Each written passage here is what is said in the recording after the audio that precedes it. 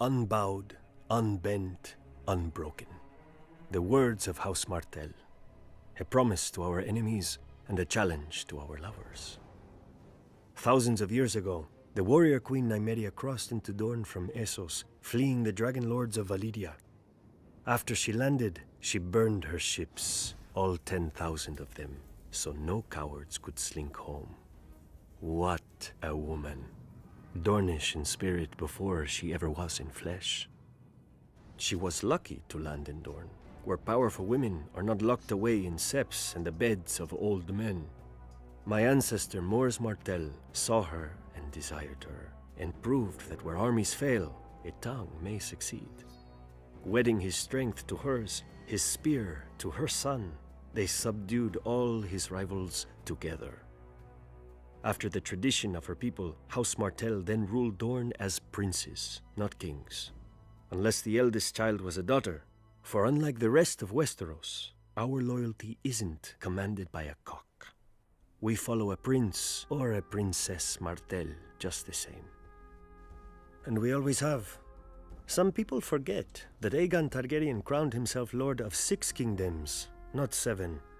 When his sister marched on Dorne, she found no mighty hosts drawn up against her for her dragon to burn and her soldiers to slaughter.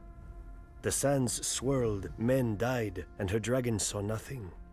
The sun shone, men died, and her dragon bowed to our greater fire. The Targaryens retreated with their tails tucked between their legs. Of course, in later years, his descendants would try again. Daeron the First succeeded at great cost and reigned in Dorne for a few glorious months. One night, his steward pulled down a sash by his bed to summon his consorts.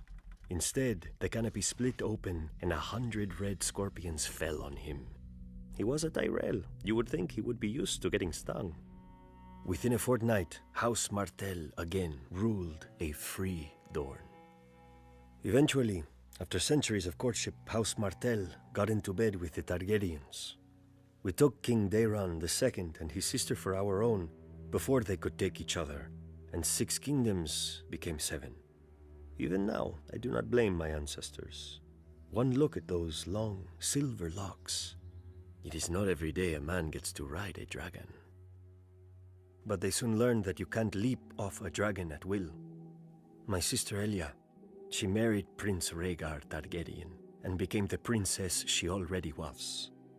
In Dorne, she walked among vipers, and none would bite her. In King's Landing, she found herself surrounded by lions.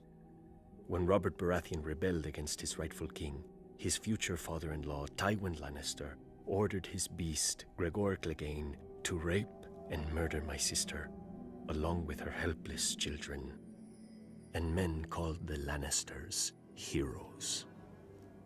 Now, Lannisters sit on the Iron Throne, surrounded by the blasted swords of Aegon's broken foes. I wonder if they remember, as I do, that none of those swords are ours.